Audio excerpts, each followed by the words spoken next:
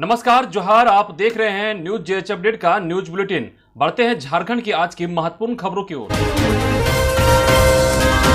Corona से मौत पर आश्रितों को 25-25 हजार रुपए मदद के तौर पर देगी सरकार। इसके लिए स्वास्थ्य विभाग कर रहा है प्रस्ताव तैयार। सरकारी सेवक व बीमा लाभुकों का इसका लाभ नहीं मिलेगा। खबर के अनुसार कोरोना से मारे गए लोगों के आश्रितों को झारखंड सरकार 25-25 हजार रुपए मदद करेगी।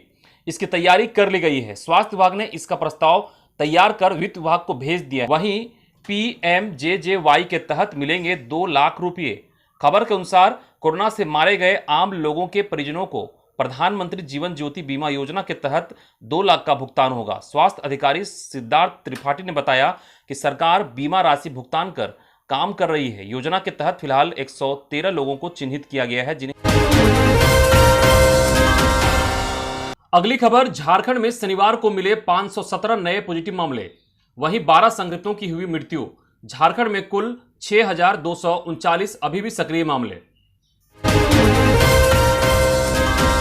सीएम हेमंत सोरेन को ट्विटर पर गाली देने का आरोपित वार्ड पार्षद पुत्र गिरफ्तार, भेजा गया जेल। खबर गढ़वा जिले से आ रही है, जहां पे श्री बंशीधर नगर थाना पुलिस ने राज्य के मुख्यमंत्री हेमंत सोरेन को ट्विटर पर ट्वीट कर गाली गलौज व अमर्यादित भाषा का प्रयोग करने के आरोपित वार्ड संख्या 4 पुंडा नगर गांव निवासी ऋषिकेश कुमार को गिरफ्तार कर शनिवार को न्यायिक हिरासत में गढ़वा जेल भेज दिया गया है। ऋषिकेश कुमार वार्ड संख्या 4 के वार्ड पार्षद राजकुमार प्रसाद का पुत्र है। ऋषिकेश के विरुद्ध झारखंड मुक्ति मोर्चा के प्रखंड अध्यक्ष सह हुल्हुल्ला कला गांव निवासी अमर राम ने 4 जून को थाना में आवेदन देकर कार्रवाई करने की मांग की थी।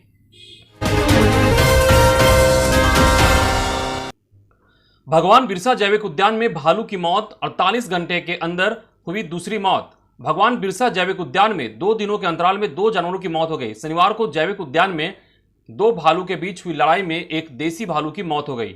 देसी भालू को जामताड़ा से मदाड़ी वालों से बरामद कर 8 अक्टूबर 2020 को जैविक उद्यान लाया गया था। भालू की उम्र लगभग 10 वर्ष थी।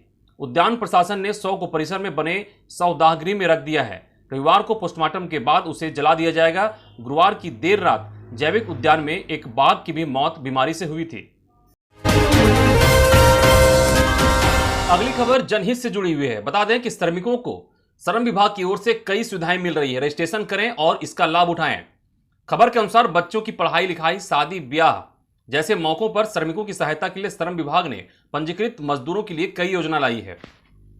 मजदूरों को यह सुविधा महज 110 रुपए के पंजीयन पर सरकार उपलब्ध करा रही है। इस सप्ताह 175 सेफ्टी किट के लिए 1,000 रुपए की राशि श्रमिकों के बैंक खाता में डायरेक्ट बेनिफिट ट्रांसफर के तहत सीधे हस्तांतरित की गई है। श्रम अधीक्षक अभिषेक बरवा ने बताया कि श्रमिकों के साथ जिला प्रशासन खड़ा है। वहीं श्रमिकों के मेधावी पुत्र व पुत्री को छात्रवृत्ति योजना, श्रमिकों को मातृत्व प्रसूधा योजना, श्रमिक सेफ्टी किट योजना के तहत ऑनलाइन आवेदन लिया जा रहा है। अभी 90 दिनों तक कार्य करने वाले श्रमिक अपने योग्यता के अनुसार इस योजना का लाभ उठा सकते हैं।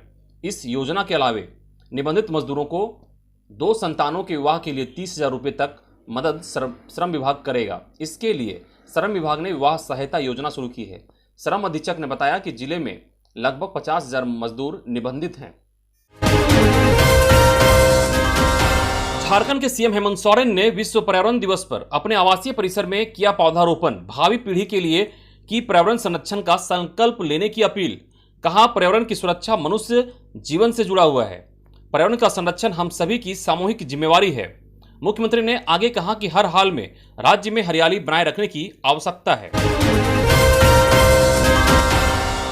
अगली खबर, झारखंड के पूर्व सीएम रघुवर दास ने सीएम हेमंत सोरेन को लिखा पत्र। कहा, कोरोना से अनाथ हुए बच्चों के संरक्षण के लिए करे बाल सेवा योजना की शुरुआत।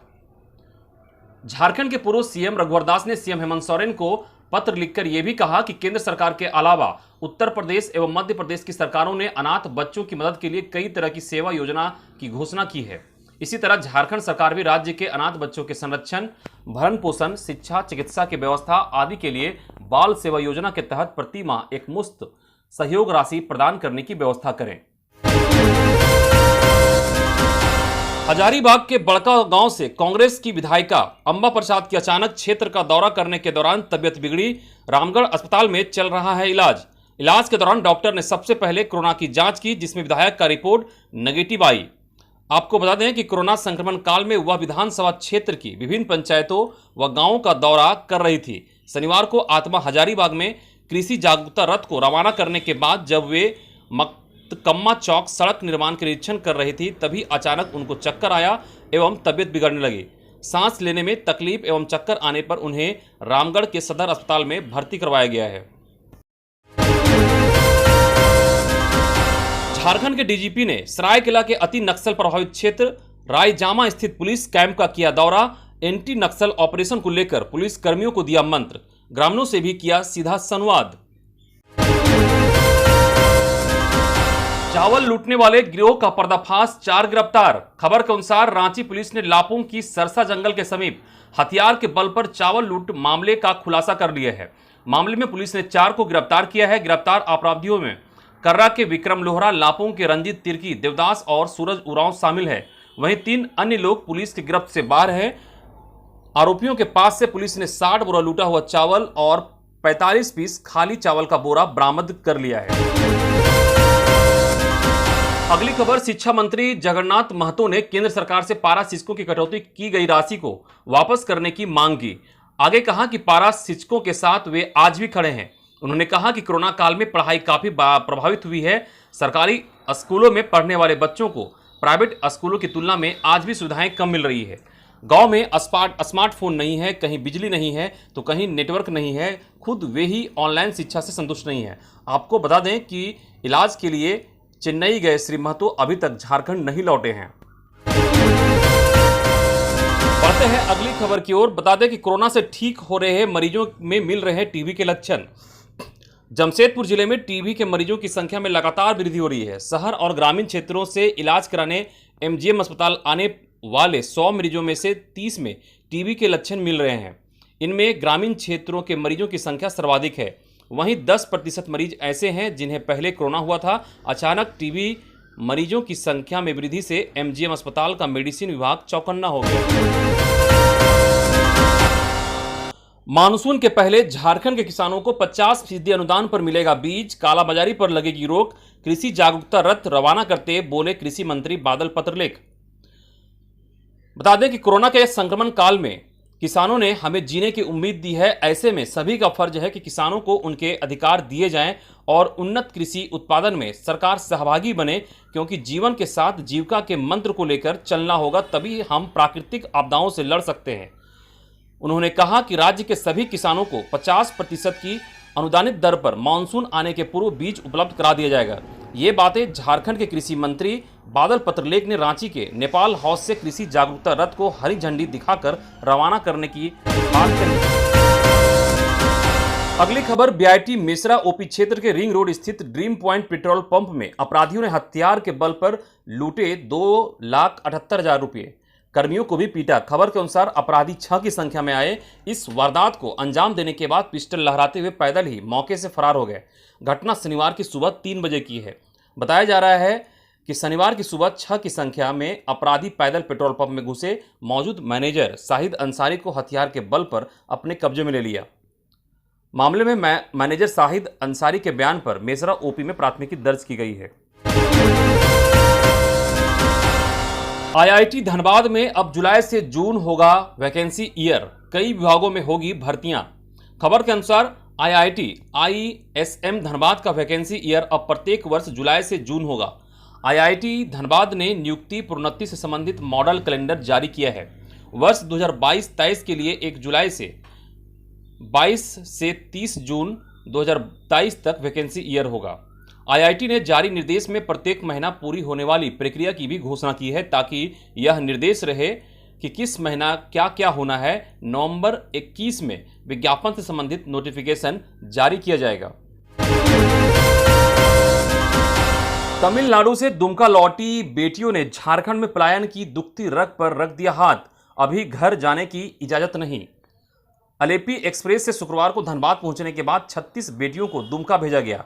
दुमका पहुंचकर भी वह अपने घर नहीं जाएगी, उन्हें 1 सप्ताह के लिए क्वारंटाइन कर दिया गया है। तमाड़ में कोरोना जांच को गई टीम को बनाया गया बंधक। खबर के अनुसार तमाड़ के नक्सल प्रभावित पापड़ीदा गांव में शनिवार को कोरोना जांच करने गई टीम को ग्रामीणों ने 4 घंटे तक बंधक बनाए रखा। जांच टीम के अनुरोध पर ग्रामीणों ने शाम करीब 5 बजे सभी को छोड़ा। लौटने के बाद टीम ने थाना प्रभारी को मामले की जानकारी दी। खबर के अनुसार जांच के बाद एक बच्ची के सो जाने के बाद उग्र हुए ग्रामीण और इस तरह की घटना घटी। थाना प्रभारी ने कहा कि जांच के बाद आगे की होगी कार्रवाई। अगली खबर कोडरमा के जयनगर से आ रही है, जहां पे बेहद ही शर्मनाक घटना घटी। एक युवती को कमरे में बंद कर दरवाजे पर चुनवा दी दीवार। खबर के अनुसार जमीन विवाद में एक युवती को उसके गोतिया लोगों ने गौशाला के कमरे में बंद कर दी और दरवाजे पर ईंट की दीवार चुनवा दी। शुक्रवार दोपहर 1 बजे कोडरमा के जयनगर थाना क्षेत्र के योगिया टिल्ला में यह सनसनीखेज घटना सामने आया है। युवती करीब 6 घंटे तक बंद रही। घटना की सूचना पाकर थाने के एसआई राजेंद्र राणा फोर्स लेकर पहुंचे और दीवार को तोड़कर युवती को बाहर निकाला। झारखंड में शराब की बिक्री निजी हाथों में, एक्साइज ड्यूटी भी हटा। खबर के अनुसार झारखंड में शराब की बिक्री निजी हाथों में दे दी गई है। शराब की बिक्री का विशेषाधिकार झारखंड स्टेट बिवरेजेज कॉरपोरेशन लिमिटेड के पास अब नहीं रहेगा। राज्य में शराब की बिक्री अब 2010 के पहले जैसी व्यवस्था के तहत होगी। व्यवसायी और कंपनियां अब राज्य में शराब की थोक बिक्री करेंगे। कैबिनेट के बैठक में यह फैसला लिया गया है।